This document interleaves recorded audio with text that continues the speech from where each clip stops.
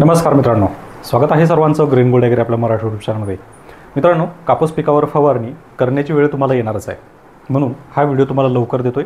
लवकर देण्याचं कारण असं की तुम्हाला मी जे खत आता या व्हिडिओमध्ये सांगणार आहे, हे खत तुम्हाला बनवण्यासाठी जवळजवळ 15 दिवसांचा कालावधी लागणार आहे आणि म्हणून तुम्हाला मी हा व्हिडिओ 15 दिवस अगोदरच देतोय. आता बऱ्याच शेतकऱ्यांची कापूस किंवा कपाशी जी आहे ही साधारणतः 10 ते 15 दिवसाच्या दरम्यान आहे. काहींनी लागवड केली आणि काहींची लागवड करून उगवून आली आणि बाकीच्यांची लागवड करणं बाकी आहे. त्यामुळे तुम्हाला हा व्हिडिओ अतिशय महत्त्वपूर्ण राहणार आहे. फक्त व्हिडिओ शेवटपर्यंत पहा, व्हिडिओचे व्यवस्थित मुद्दे जाणून घ्या आणि त्याचा वापर आपल्या कापूस पिकामध्ये करा. याच्यामध्ये मी तुम्हाला कोणत्याही महागड्या फवारण्या किंवा याच्यामध्ये टॉनिक वापरा, हे वापरा, ते वापरा, हे फार काही सांगणार नाही.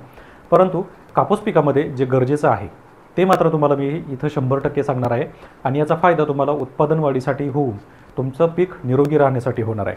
त्यासोबत तुमच्या पिकाला न्यूट्रिशन मिळणार आहे. जे न्यूट्रिशन तुम्ही 1000-1200 रुपयांचे स्प्रे घेऊन मिळत नाही किंवा जे 1000-1200 रुपये खर्च करावे लागतात, तिथं मात्र तुम्हाला काही क्षुल्लक पैशामध्येच हे तुम्ही घरच्या घरी तयार करू शकता. तर काय आहे कापूस पिकाची फवारणी हे आपण जाणून घेऊया आजच्या व्हिडिओमध्ये. मित्रांनो, तुम्ही जर चॅनलवर पहिल्यांदा आला असाल तर चॅनलला सबस्क्राईब नक्की करा. सोबत नोटिफिकेशन बेल ऑन करा, म्हणजे प्रत्येक व्हिडिओचं नोटिफिकेशन हे तुम्हाला मिळेल. तर मित्रांनो, याच्यामध्ये मी तुम्हाला 3 फवारण्या सांगणार आहे.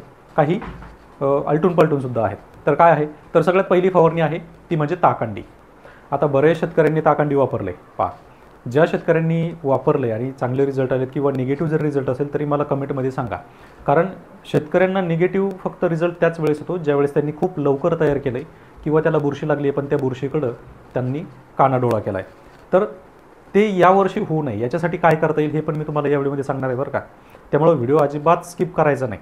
भलेही तुमचे 6 मिनटं जाऊ द्या, कारण तुम्ही लोक हेच करता की पहिले फक्त 2 मिनटं पाहता आणि नंतर सोडून देता.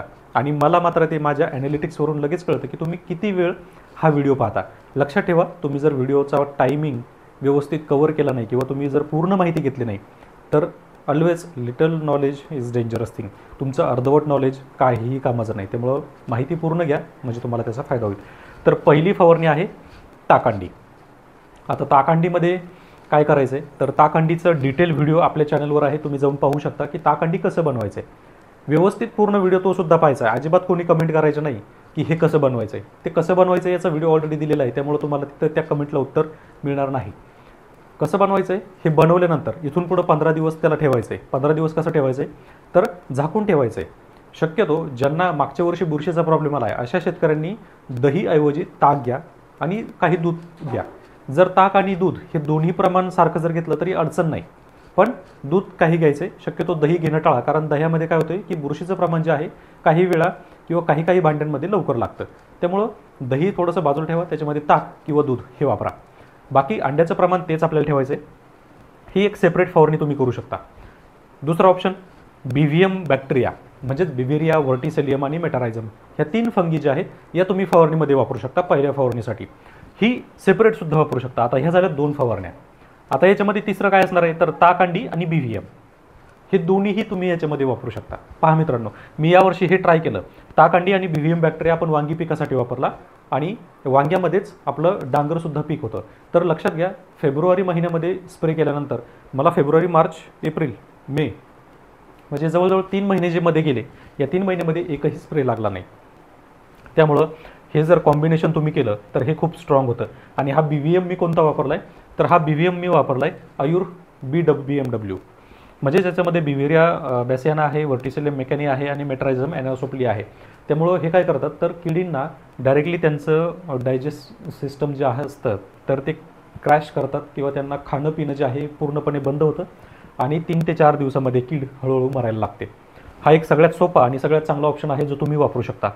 त्यानंतर तिसरा आणि शेवटचा पर्याय आहे, म्हणजे थोडक्यात चौथा, तर आता याच्यामध्ये नीम ऑइल आणि ताकंडी. आता नीम ऑइल पहा, बरेच शेतकरी काय करतात की पहिली फवारणी आपली मोनोसिल, एखादं टॉनिक किंवा ॲसिफेट किंवा इमिडा हे आपलं असतात. पण याच्याही पलीकडं तुमची जर खूप मावा वगैरे नसला, फक्त नॉर्मल रसोशक्ती वाटत असेल, तर अशा परिस्थितीमध्ये तुम्ही नीम ऑइल आणि ताकंडीसुद्धा घेऊ शकता. एवढं खूप जास्त पैसे खर्च करण्याची गरज नाही आहे. नीम ऑइल कोणतं घ्यायचं पहा, 3,500 रुपये लिटर येतं, ती घेण्याची गरज नाही आहे. साधं कोल्ड प्रेस नीम ऑइल जर असेल, लक्षात घ्या, कोल्ड प्रेसचं नीम ऑइल हे तुमच्या 10,000 ppmच्या नीम ऑइललासुद्धा भारी असतं, कारण ती नॅचरली राहतं, टोटल नॅचरल पद्धतीने आणि कोल्ड प्रेस करून काढलेलं असतं. त्याच्यामुळं याच्यामध्ये गुणधर्म त्याचे जास्त असतात आणि कडसरपणासुद्धा हा चांगला असतो आणि नैसर्गिक असतो. त्यामुळं कोल्ड प्रेसचं नीम ऑइल वापरा, जे तुम्हाला साधारणतः 400 ते 500 रुपये लिटरमध्येच मिळतं. आणि ताकंडी, आता याचं प्रमाण जे आहे, ताकंडीचं प्रमाण इथे सुद्धा 15 लिटरच्या पंपासाठी 200 मिली आणि 20 लिटरच्या पंपासाठी 250 मिली एवढं घ्यायचं आहे. इथं सुद्धा ताकंडीचं प्रमाण 200 मिली 15 लिटर पंपासाठी आणि 20 लिटरसाठी 250 मिली. नीम ऑइल घ्यायचं साधारणतः 3 ते 5 मिलीनी. इथं BVM तुम्ही घेताय तर BVM घ्यायचं आपल्याला साधारणतः 5 मिली प्रति लिटर. एवढंच करायचं आहे. याच्यामध्ये तुम्हाला ना कोणती पाण्याची टेस्ट पाहण्याची गरज आहे, ना पाणी हार्ड असेल, सॉफ्ट असेल, हार्डनेस जास्त असेल, नो प्रॉब्लेम. कोणताही इफेक्ट तुम्हाला इथं जाणवणार नाही किंवा त्याचा रिझल्ट जो आहे हा कमी होणार नाही. चांगला रिझल्ट येईल आणि विशेष म्हणजे नैसर्गिक असल्यामुळं तुम्हाला कोणतीही अडचण त्याच्यामध्ये नाही. त्यामुळं लक्षात ठेवा, तुम्हाला जर कापसाची पहिली फवारणी करायची असेल आणि कमी खर्चामध्ये करायची असेल तर ताकंडी पहिला बेस्ट ऑप्शन, दुसरी ताकंडी आणि BVM, किंवा तिसरी फक्त BVM बॅक्टेरिया वापरा, किंवा चौथी नीम ऑइल आणि ताकंडी.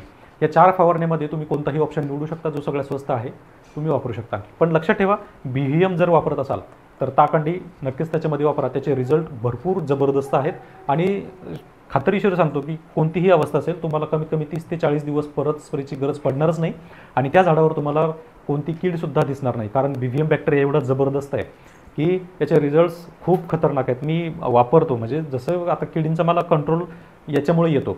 आता बरेच शेतकरी म्हणतात की तुम्ही नक्कीच रासायनिक वापरत असणार किंवा तुम्ही रासायनिक कसं काय तुम्हाला जमत नाही किंवा कसं काय वापरत नाही, तर त्याच्या जोडीला माझ्याकडे BVM असतो. तर हे डोस तुम्ही नक्की द्या. आणि हा जर BVM तुम्हाला पाहिजे असेल तर हा BVM आपल्याकडे उपलब्ध असतो.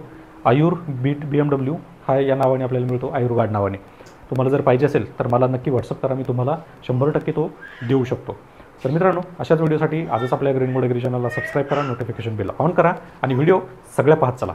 धन्यवाद.